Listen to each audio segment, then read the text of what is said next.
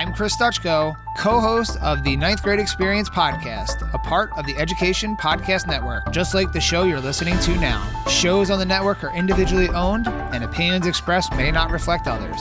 Find other interesting education podcasts at edupodcastnetwork.com.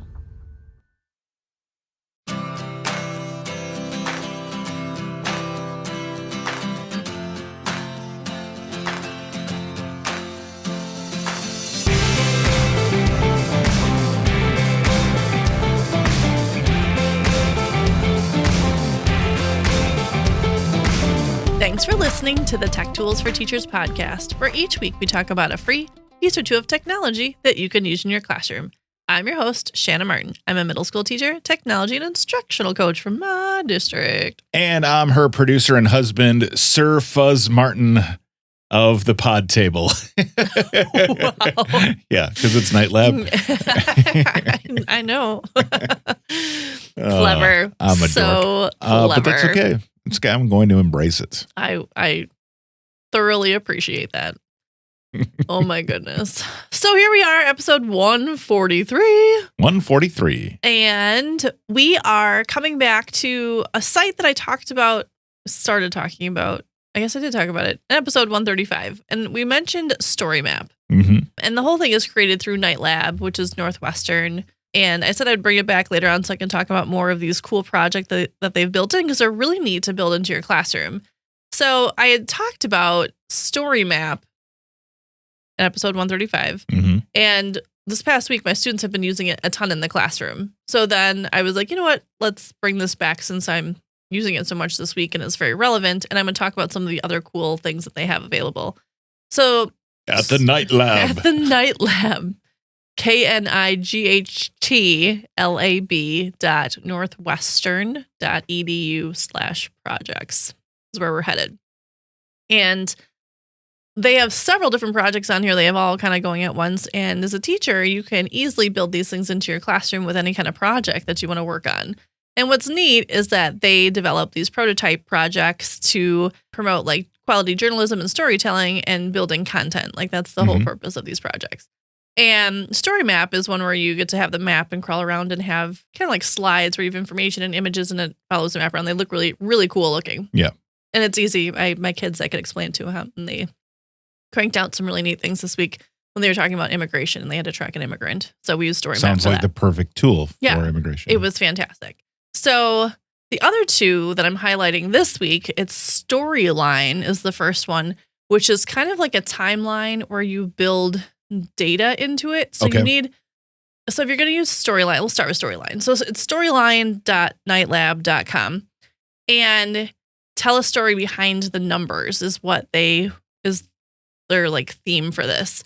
So this is great for like politics or tracking disease or tracking like when you've got data to track, right? Or years of information to track. Like if you're tracking years, kind of like a timeline, but then how, like the rise and fall of data within that timeline. Does that make sense? Yeah, I think their example that they show is with U.S. economics over time. Right. And so it talks about Reagan's boom, and then it talks about the downturn, and then the internet comes, and it has numbers for income at each of those levels, at each of those dates. So it's like dates and times. You can do it either timing of something, or you can do dates or dates and times together.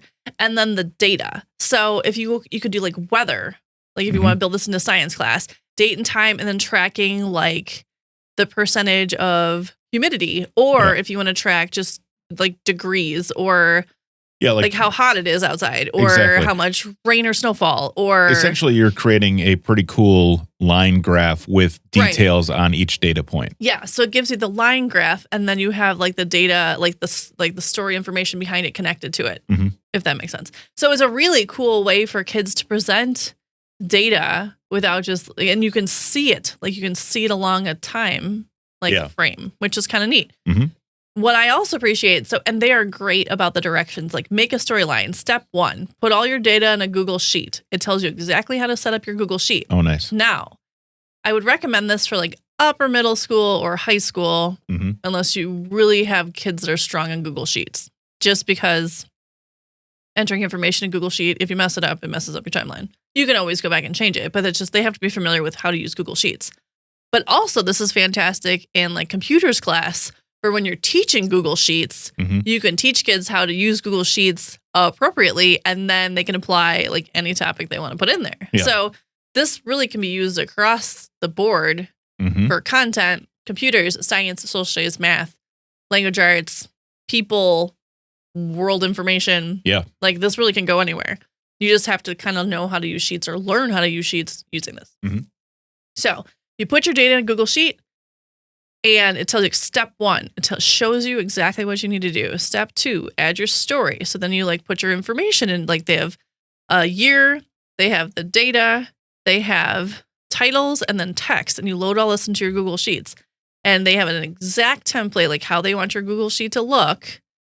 And when that whole thing is done, it shows you like, then you configure and publish. You publish to the web. It shows you exactly, like they're very good about the steps that you load this in. And then you drop your Google spreadsheet into their URL. You hit load and it configures your storyline. Cool. And it makes this cool data-based timeline that looks like across time graph, but is very visual, and it's very cool. You should see Shanna's arms the way she's making. I know. I'm like, hi, you can hear me, and you cannot see my hands flailing around right now while I'm talking about the storyline. Whoa, that's a really wavy line. Picture my hands going all over the place as I'm explaining the line I'm talking about. Yes. So what's cool is, too, they're very good about like frequently asked questions, like how many data points can I use, and what if I want a bunch of lines of data and languages and all kinds of things. So they're very supportive in the directions, and the directions are very clear. So if you are familiar, even briefly, with Google Sheets, this walks you through how to set up this really cool storyline that mixes graphing with like a timeline, and it's very neat to see. They do have some really good instructions on the things to know section as well. So you can only have time and date formats on the x-axis, which is cool, which is where it goes into the storyline kind of portion. Yep. It is designed to be mobile first, so they want everything to be short. So they say no more than 12 cards per story. Titles are limited to 54 characters, and paragraphs are limited to 200 characters. So that means your students will have to keep it concise, which is good. Right. Yeah, for grading and for your own sanity. Exactly. And then storyline works best with fewer than 800 data points, but guessing that not many students are going to be putting even more than 100 data points in. No. Unless you got that one kid who really wants to put some effort in, and more power to him. So storyline is just a very cool way to share out information that you don't always see. Like it's not just, it's a cool way to use sheets and graphing and visuals with that timeline and have that text in there too. So cool. Storyline, Night Lab project, very cool. I have the song "Story of My Life" stuck in my head because you sing it. Story of my life. I sing it all sing day, it all the time, every day, because everything is the story of my life. All right. So besides storyline, and if you guys look at this, you'll appreciate it's storyline, which was today's topic, story map, which I talked about before, and now it's timeline.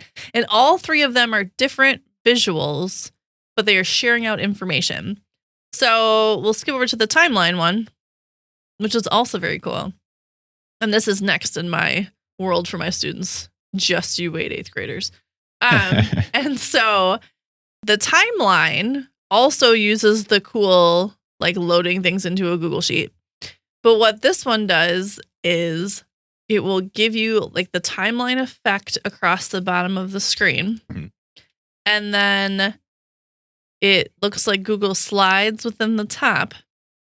So you get the best of both worlds. So you get the timeline on the bottom, the text in the top, and then it like, so as you travel through your timeline, your slides come across the top of the screen. And again, this one loads in tips and tricks, keep it short, pick stories that have strong chronological narratives, write each event as a part of a narrative. And they have examples in there. There's quite a few of them. The Night Lab ones across the bottom are the easiest, I think, to understand because not all the links I checked before work. But then, again, on the bottom, make a timeline, like build your Google spreadsheet using this template. They'll give you the template, like use this template. And then you drop in your dates, your text, your links to the media. So if you have your pictures and your columns and all that kind of stuff. Making a timeline from a Google spreadsheet. Again, step 2, how to publish it. Step 3, copy and paste into this URL. It creates a free, makes it beautiful. Step 4, how to share the link. It can be embedded if you want it to. If you want to open a new window, all those kinds of things. So again, it walks you through the step-by-step process. And this one also has a little video that goes with it that shows you how to make these little timelines. Mm-hmm.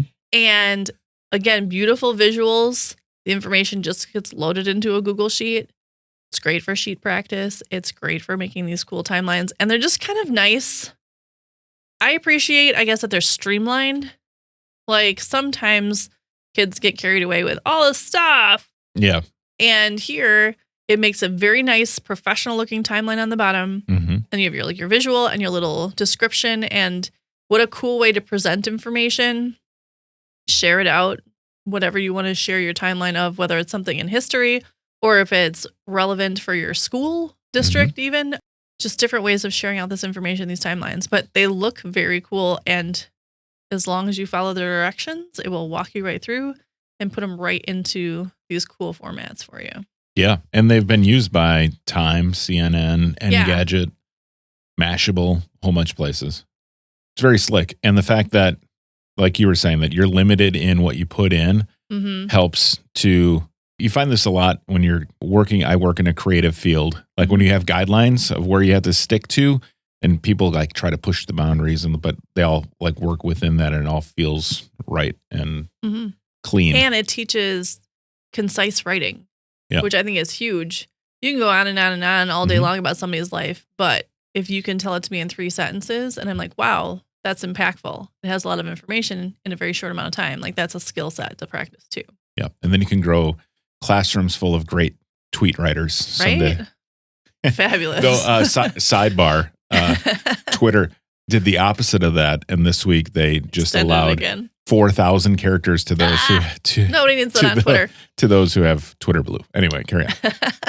But anyway, so the Night Lab has these great projects, and they're definitely, both of these upper middle school, high school for sure, and, into college and presentations, like these are very cool ways to share out information that looks professional, that, is teaching both spreadsheet use along with any content can apply these things, whether you're in a tech ed class where we're lining out, steps to a process, to important people, to the weather. There's just so many ways you can use both storyline and timeline, and they're visually appealing and have a lot of just...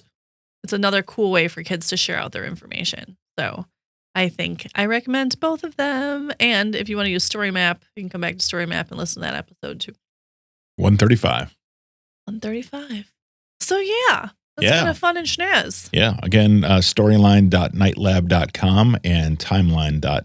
And we'll link to those in the show notes and on the website at smartnwi.com. And if you create some cool ones, please share them. I love to see examples of what other teachers and other students have created, just because I may think one thing and then you can take it and roll with it. So please share out those examples. I always like to see what other people are doing. Yeah, me too. That's fun.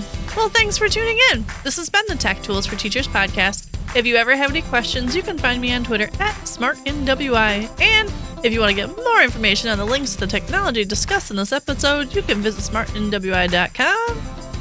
Also, if you'd like to support the show, please consider buying me a coffee or two. Visit buymeacoffee.com/smartnwi or visit smartnwi.com and click on that cute little purple coffee cup. Your donations help keep the show going.